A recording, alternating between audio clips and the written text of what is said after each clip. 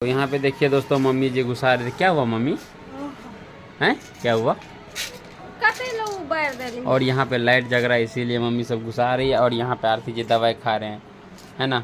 आरती जी इधर देखिए, कुछ बोलिए। हैं ये गोली बहुत मारता है। कुछ बोलिए। और ये दवाई लीजिए, खा रहे हैं अभी।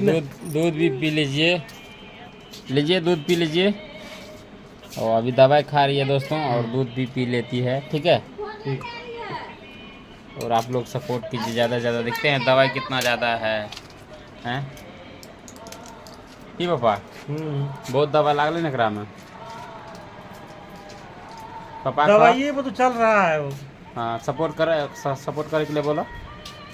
सब आदमी सपोर्ट कीजिए, सब दर्शकों जो भी देख रहे हैं वीडियो को। जी जी जी जी, जरूर हाँ। जरूर।